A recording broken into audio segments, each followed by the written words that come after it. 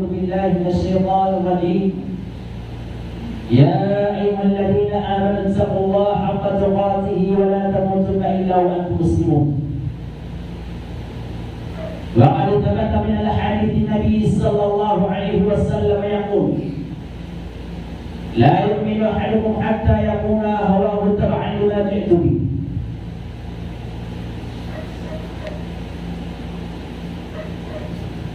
أعزائي الكرام، إخواني في الله، لا بد من أن نشكر الله سبحانه وتعالى بنعمته العظيمة التي أنعمها علينا، حيث أنه بلغ أمورنا في هذا الشهر، شهر القرآن، شهر الغفران والإنابة والتوبة، شهر فتح أبواب الجنان وغلق أبواب النيران، حيث دل في الأحاديث أو من الحديث النبي صلى الله عليه وسلم يقول: إذا جاء رمضان فتحت أبواب الجنة وغلقت أبواب النار وصفدت الشياطين. وغير ذلك من الأحاديث النبي صلى الله عليه وسلم: الصلوات الخمس، والجمعة إلى الجمعة، والرمضان إلى الرمضان مكفرات لما بينهما إذا ازدلت الرحم. Mga kapatid sa pananampalatayang Islam, una sa lahat ay ating pasalamatan ang ating Panginoon nang umabot ang ating buhay sa ipinagpalang buwan na ito. Tinawag ng mga ulama na ito ay buwan ng Quran.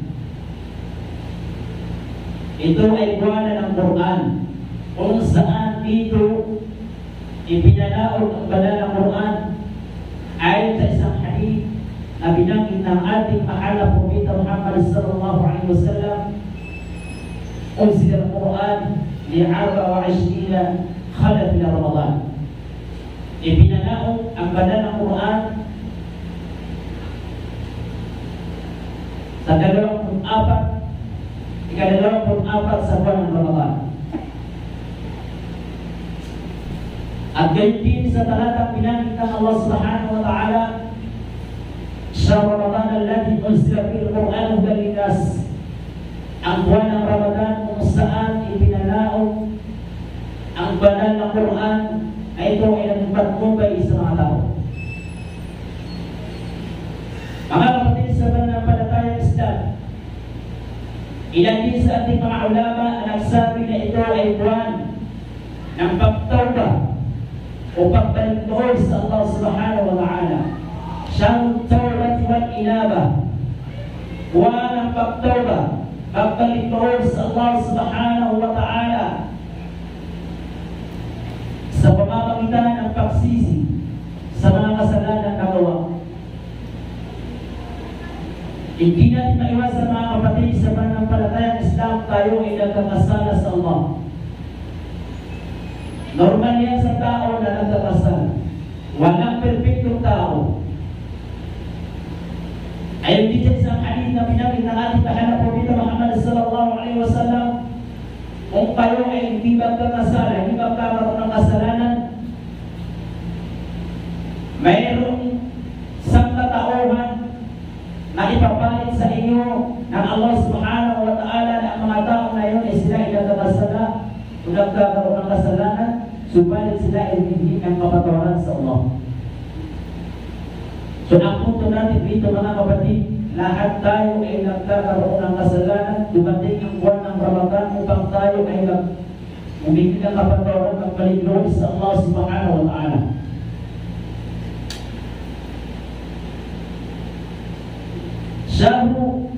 Syahru Fathi Abwab Jinan Awil Jannah.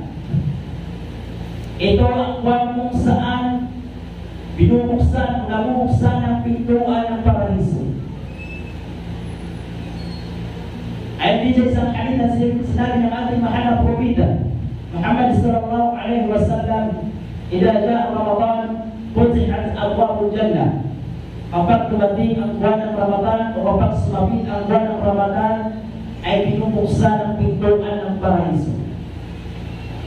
Mayroong pintuan sa paraiso ng kapatid na ito ay para lamang sa mga tao na nag-aayuno sa buwan ng Ramadan, na ito ay tinatawag ng maburayan, kung saan ang papasok lamang dito ay ang mga taong sila ay nagsakripisyo, sila ay nag-ayuno sa buwan ng Ramadan.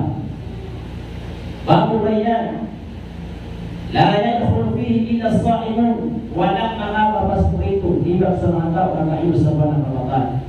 Kapag ang mga tao pipilitin nila pumasok sa pintuan na ito, obliga, sabi ng propeta, ito ay nasasara, hindi nabubuksan. Espesyal na kapatid sa mga tao nag-ayuno sa buwan ng Ramadan. At yung mga kapatid sa pananampalataya ng Islam, ang buwan ng Ramadan na ito, kung ito ay ating pag-isipan ng malalim, ay hindi lamang sa atin inutos o itinabuhin ng ating Panginoon. Ang pulot natin aral kung sa talata ang sinabi ng Allah. Ya ayyuhalladhina amanu kutiba alaykumus siyam kama kutiba alal ladzina min qablikum la'allakum tattaqun. O kayong nananampalataya, iniutos sa inyo ng Allah subhanahu wa ta'ala ang pag-ayuno kama kutiba alal ladzina min qablikum, patulad din ang pag-utos sa mga taong sinauna sa iyo. Ibig sabihin na mga kapatid, mayroon din mga tao sa katauhan kung saan inutos din o itinabuhin din sa kanila ang pagkayuno sa buwan ng Ramadan. Hindi lang sa mga na ito, manang propeta. Dapat din sa mga aklat, dapat din ang mga anghel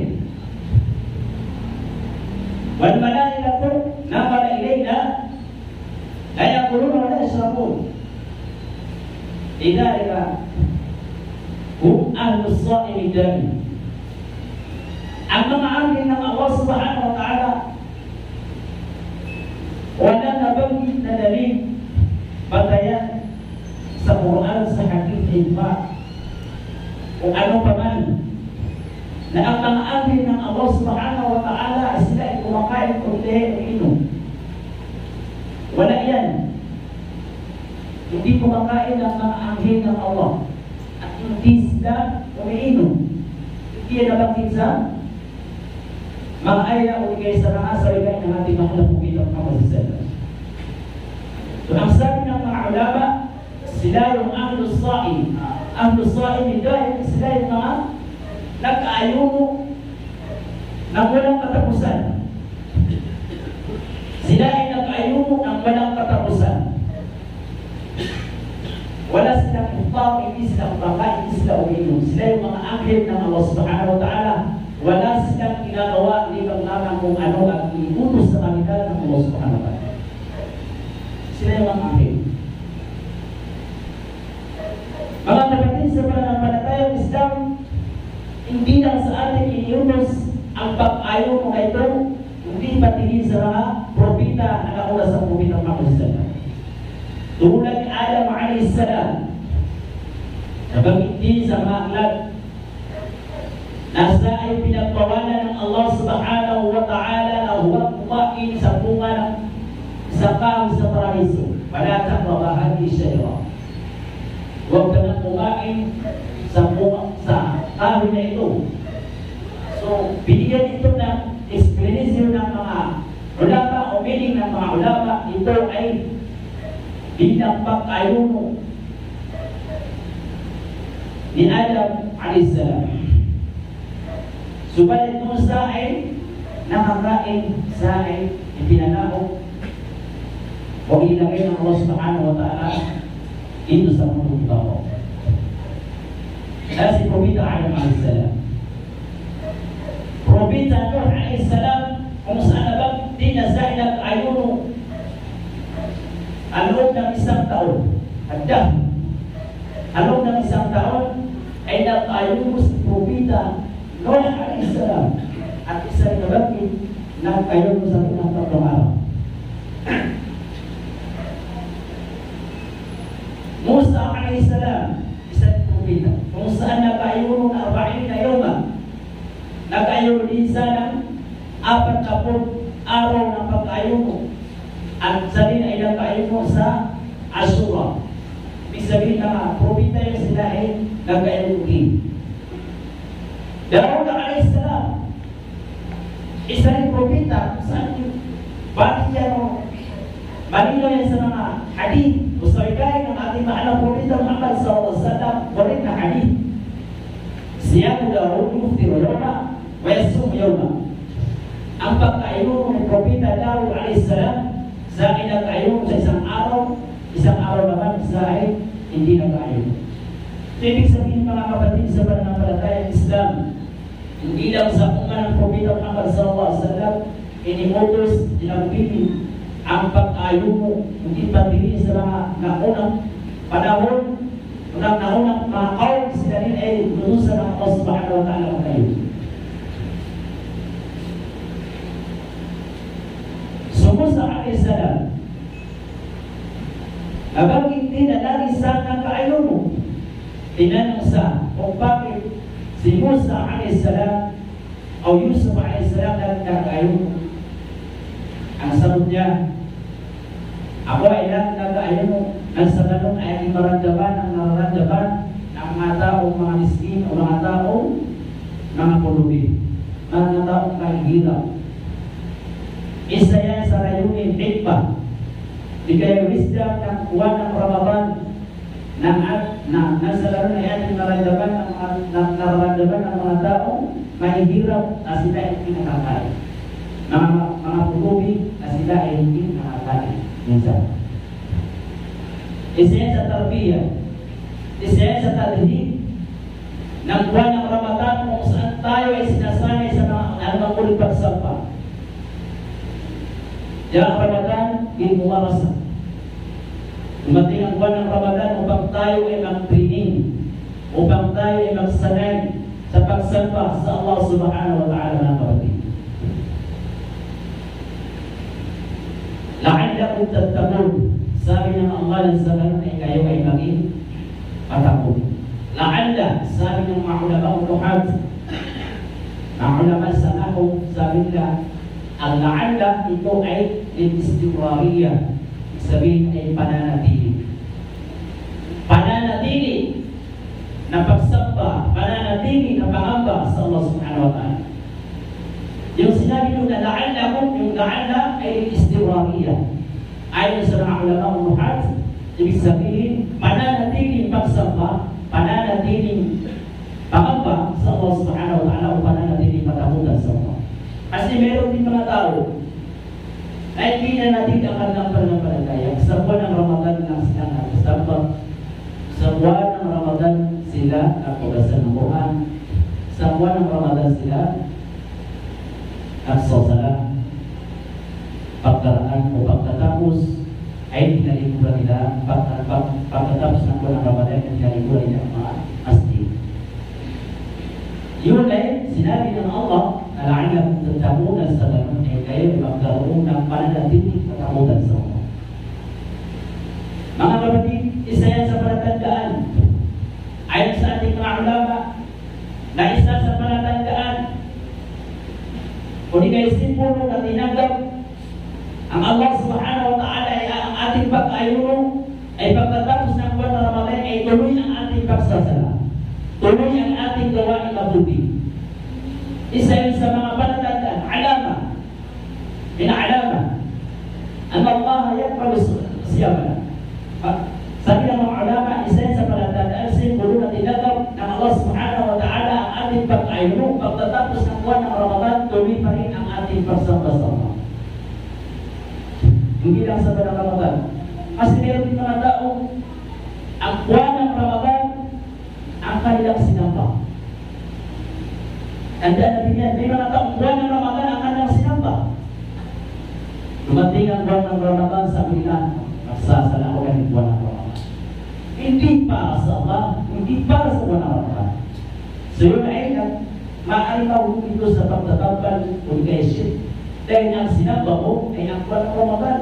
Hindi mo sinamba ang nag-umus sa buwan ng Ramadan, yun ay Allah subhanahu wa ta'ala. Ilan din sa mga tao nag-ayon sa buwan ng Ramadan sa pamamagitan na ito ay ada, ibig sabihin normal.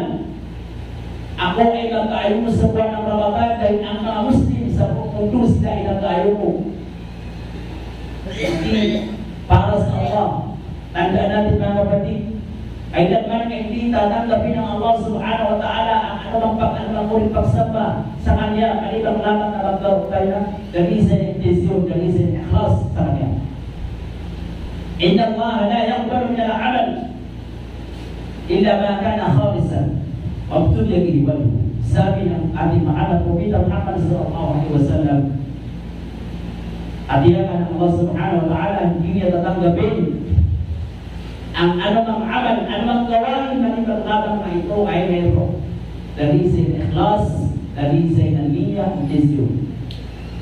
Walang saysay ang gawain, amal ng isang tao kung walang ikhlas, walang linya, walang dalisay ng linya, kapatid. Napakarami ang mga hadith na sinabi ng Propeta Muhammad sallallahu alaihi wasallam patungkol doon sa mga timpala dito sa buwan ng Ramadan. Tulad yung pagbasa ng Quran, paghatag ng Quran, isabihin matatapos natin magbasa ng Quran. Ay sa isang hadith ng Propeta, ang sino lang matapos niya, makahatag niya ang pagbasa ng Quran sa ay ihingi ng mga angin ng Allah subhanahu wa ta'ala ng mapatawaran. Man khatama al-Quran salla 'inda khatmi 60,000 malak. Ang sino man ang taong kanyang matapos magbasa ang Quran ay ihingi sa ng kapatawaran ng mga angel na ang bilang naman ang hinayon ay 60,000. 60,000. Isabihin ay 6,000 na mga angel na sila ay humingi ng kapatawaran sa Allah. Ito ay patawaran ng Allah dahil natapos po basahin ng Quran. Kung kaya mo gawin naman ilang piso mahal ng mabasa ang Quran. Kasi kung tungkol natin mga sahaba ilang pisis nila nakatok ang Quran, papakuha na ng Ramadan. So tayo mga kapatid, saan natin ginagamit itong oras natin? Samantalan natin ang buwan na ito. Dahil maraming mga tao nangangarap umabot ang kanyang edad sa buwan ng Ramadan ito, subalit hindi umabot ang kanyang edad. Dahil dumating na ang kanyang edad, sila ay inuman ng Allah subhanahu wa ta'ala at sila sa kanilang mga lindigan. Ito ay napakalaging biyaya sa ating Allah subhanahu wa ta'ala. Umabot ang ating buhay sa buwan ng Ramadan ito. Ang buwan ng Ramadan mga kapatid, syempre sa hadith na sinabi ng Propeta Muhammad sallallahu alaihi wasallam, as-siyam nisfu sabr. Ang pag-aayon mo ay kalahati sa as-sabr. Yung pagtitiis, isabihin, kung parang pilog yung pag-sabr, paglaruan ng sabr, pagtitiis. Ang buwan ng Ramadan na ito ay kalahati. Kalahati ito sa pagtiis. Isabihin nyo ay tiis mo yung lahat ng bigay sa iyong sarili dahil lamang sa Allah subhanahu wa ta'ala.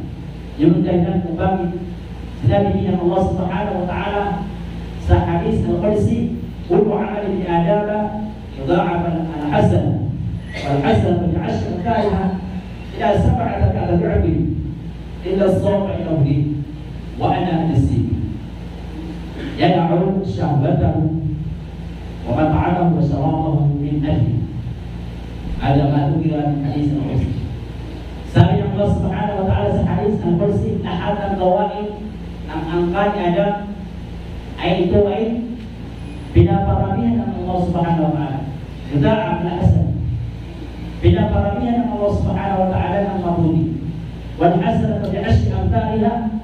Ang isang mabuting gawain ay tutumbas ng Allah Subhanahu wa Ta'ala o yan, hindi ng Allah, paparami ng Allah Subhanahu wa Ta'ala ang tatapabot ng 10 hasanah, 10 kabutihan. Ila sa kami at tabi'in ang tatapabot ng 70 na kabutihan. Illa som, sabi na Allah, liban lamang sa pag-ayon. Ibig sabihin mga kapatid, hindi kasama doon yung pag-ayon. Ang binanggit doon na puro amal ibn Adam, yung amal doon, binanggit doon, ito ay yung mga amal na hindi pag-ayon, pagsasala, ng sunod, pagtaraw, pagtahayo, pagsadaka, pagtasbih. At ano pa lang ulit pagsama sa Allah Subhanahu wa Ta'ala, pagbasa ng Quran, ito ay kita na pinaparami ng Allah Subhanahu wa Ta'ala. Hanggang umabot na sa kamihan, isabihin ay 70 na kabutihan. Illa sa alibang lamang sa pag-ayon, sabi ng Allah Subhanahu wa Ta'ala, painaw di sa pagkat ito ay sa akin lamang. Ako ang magbibigyan ng kaliparan. Iba ito mga kapatid sa mga pagsamba. Kahit ang buwan ng Ramadan na ito ay ang tao ng kayo lamang at ang Allah Subhanahu wa Ta'ala ang tanging nakakalam ito. Ito ba ito kung pag-ayon mo? Dahil maaari naman ang tao ay magsinungaling. Sabi niya ako ay nakayon mo, pero hindi naman tuloy nakayon yun kung mga hindi mapagwalang nakakita ang pagsalang ng isa.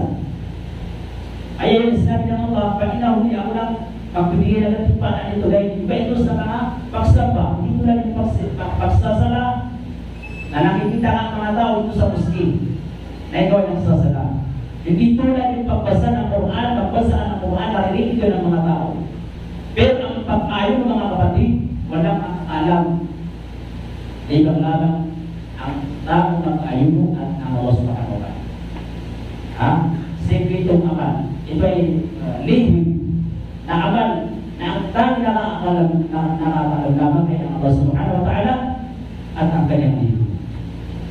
Yun ang dahilan kung bakit sinabi ng Allah, ang uwaan na alisini, yada'u syahwatahu, kanyang iiwan ng jenis ang kanyang syahwa. Dinis ang kanyang syahwa, nais ang kanyang sarili. Nais ang kanyang sarili. O ta'amaw, kanyang iwan. Dinis ang kanyang pagkain, butog at pag-ilog, min ajli, dahil damang sa akin. Sabi ng Allah Subhanahu wa Ta'ala. Yan mga kapatid. Sabi ni sa isang hadith, sabi ng Propeta Muhammad sallam, ang mga tao ng kayo sila ay iniingit ng mga hangin na kapatawaran. Al-malaikatu tastaghfiru lahum hatta yaghfiru, sabi ng Propeta. Ang mga angin ng Allah Subhanahu wa Ta'ala, sila ay humihingi ng patawaran ng Allah simula ng iyong pagsuhod hanggang sa dumating iftar.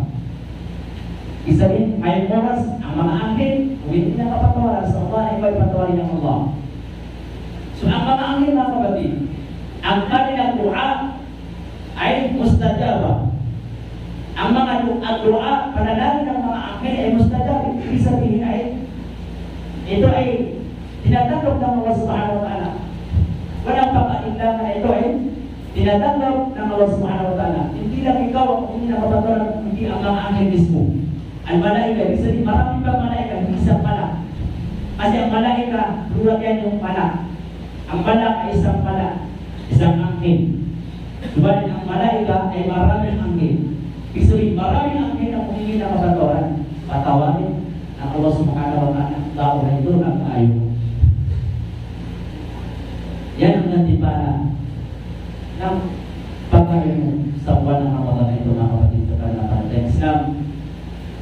Ako ko lihat terus ke rumah belakang. Saya Muslim yang ikut di dalam infrastruktur. رمضان رمضان يا حبيب رمضان رمضان ليتك دوما قريب